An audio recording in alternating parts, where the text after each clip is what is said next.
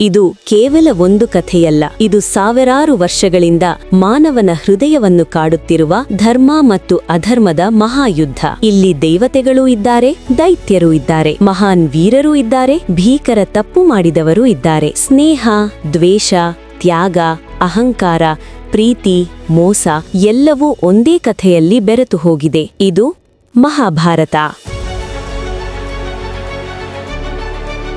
ಬಹಳ ಹಿಂದಿನ ಕಾಲ. ಭೂಮಿ ಮಾತ್ರವಲ್ಲ, ಸ್ವರ್ಗಲೋಕದಲ್ಲೂ ಅಶಾಂತಿ ಹರಡಿತ್ತು. ಭೂಮಿಯಲ್ಲಿ ರಾಜರುಗಳು ಅಹಂಕಾರದಿಂದ, ಕ್ರೂರತೆಯಿಂದ ಧರ್ಮವನ್ನು ಮರೆತು ಆಡಳಿತ ಮಾಡುತ್ತಿದ್ದರು. ಪ್ರಜೆಗಳು ಅತ್ತುತ್ತಿದ್ದರು, ಭೂಮಿ ತಾಯಿ ನಲುಗುತ್ತಿದ್ದಳು. ಬ್ರಹ್ಮಲೋಕದಲ್ಲಿ ಬ್ರಹ್ಮ, ವಿಷ್ಣು, ಶಿವ ಮತ್ತು ಎಲ್ಲ ದೇವತೆಗಳು ಸೇರಿದ್ದರು. ಬ್ರಹ್ಮದೇವರು ಗಂಭೀರವಾಗಿ, ಭೂಮಿಯಲ್ಲಿ ಪಾಪ ಹೆಚ್ಚುತ್ತಿದೆ, ಅಧರ್ಮ ಮಿತಿಮೀರಿದೆ. ಇಂದ್ರದೇವರು, ರಾಜರು ತಮ್ಮ ಶಕ್ತಿಯನ್ನು ದುರುಪಯೋಗ ಮಾಡುತ್ತಿದ್ದಾರೆ, ಮಾನವ ಜೀವನಕ್ಕೆ ಮೌಲ್ಯವಿಲ್ಲ. ನಾರದ ಮುನಿ, ಇದಕ್ಕೆ ಒಂದು ಮಹಾ ಘಟನೆ ಅಗತ್ಯವಿದೆ, ಒಂದು ಯುದ್ಧ. ಅದು ಕೇವಲ ಶಸ್ತ್ರಗಳಲ್ಲ, ಧರ್ಮ ಮತ್ತು ಅಧರ್ಮದ ಯುದ್ಧ. ನಾವೆಲ್ಲರೂ ಭೂಮಿಗೆ ಇಳಿಯಬೇಕು, ರಾಜವಂಶಗಳಲ್ಲಿ ಜನಿಸಿ ಧರ್ಮವನ್ನು ಮರುಸ್ಥಾಪಿಸಬೇಕು. ದೇವತೆಗಳು ಮಾನವ ರೂಪದಲ್ಲಿ ಭೂಮಿಗೆ ಇಳಿಯಲು ಒಪ್ಪಿದರು. ಅವತಾರಗಳ ವಾಗ್ದಾನ.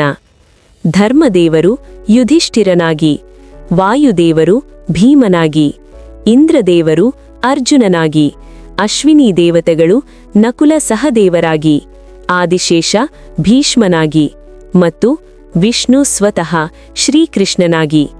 ಆದರೆ ಈ ಎಲ್ಲಕ್ಕೂ ಒಂದು ವೇದಿಕೆ ಬೇಕಿತ್ತು, ಒಂದು ವಂಶ, ಕುರುವಂಶ. ಭಾರತ ಭೂಮಿಯ ಮಧ್ಯಭಾಗದಲ್ಲಿ ಹಸ್ತಿನಾಪುರ ಎಂಬ ಮಹಾನಗರ. ಅಲ್ಲಿ ಆಳುತ್ತಿದ್ದನು ಧರ್ಮನಿಷ್ಠ, ಧೈರ್ಯಶಾಲಿ ರಾಜ. ರಾಜ ಪ್ರತೀಪ. ಅವನ ವಂಶದಲ್ಲೇ ಭವಿಷ್ಯದ ಮಹಾಯುದ್ಧದ ಬೀಜ ಬಿತ್ತಲ್ಪಟ್ಟಿತು. ಪ್ರತೀಪನ ಪುತ್ರ ರಾಜ ಶಂತನು. ವಿಧಿಯ ಮೊದಲ ತಿರುವು. ಒಂದು ದಿನ ರಾಜ ಶಂತನು ಗಂಗಾ ನದಿಯ ತೀರದಲ್ಲಿ ನಡೆದುಕೊಂಡು ಹೋಗುತ್ತಿದ್ದ. ಅಷ್ಟರಲ್ಲಿ ನದಿಯ ಮಧ್ಯದಿಂದ ಒಬ್ಬ ಅತೀ ಸುಂದರ ಸ್ತ್ರೀ ಹೊರಬಂದಳು.